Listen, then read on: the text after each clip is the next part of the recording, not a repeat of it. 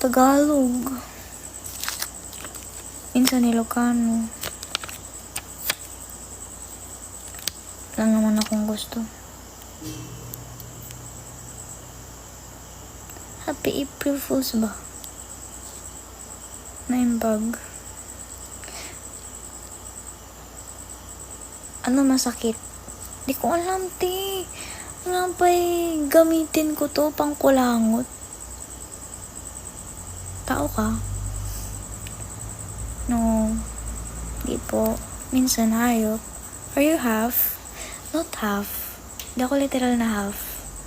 Siguro meron lang akong alam mo na yun.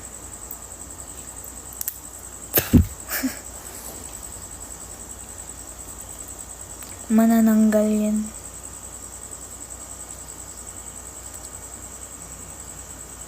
Diba ang manananggal mahaba yung nails?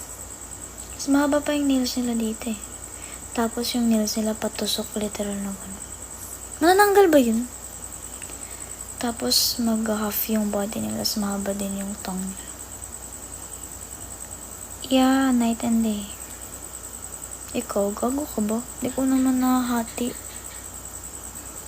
Tanggal yung isa. Wala talaga yan, kasi nga nawawala. Pangkulangot ko daw. Nawawala talaga, te. I mean, I'm planning to find it tomorrow. Mag-congrats kayo sa akin pag nakita niyo ako kahapon naka-live na may kuko na dito. Sabihin niyo, congrats, nahanap naman. Ba't galit? Ako galit. Kanto lang talaga ang boses ko.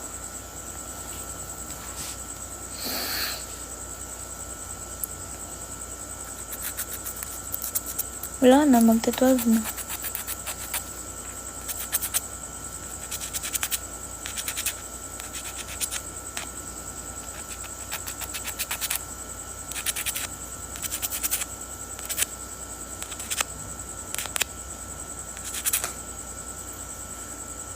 Duganak mo. Wala. Gusto ko na matulog. Di po ako nag-relapse. Walang dapat pag-relapsean.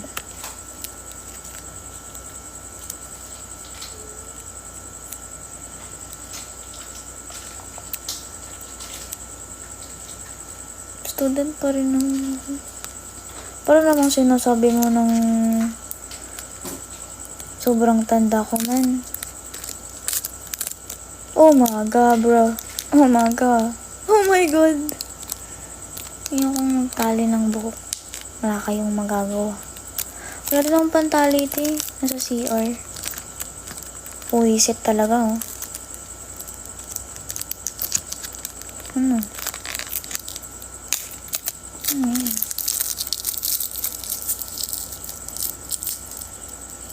$29 ka na. 29 na ako, shit. Too old for that. Oh, too old for that. Lul.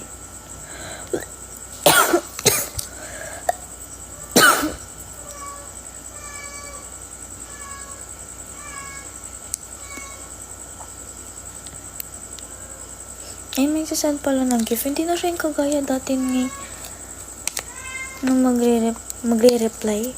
Mag-notif na may nag-send ng gift. Hindi na yung ganun sa ngayon sa akin. Paano kung tulog ka tas biglang naputol ko kung di ba? Hindi nangyari na. Ano magagawa ko? Nangyari ni. Ano namang umiyak-iyak ako? Ano magagawin ng iyak-iyak ko? Ano magagawa ng iyak-iyak ko kung hindi naman mababalik yung kuko ko? Thank you. Nag-notif pala. Hindi ko lang nakikita.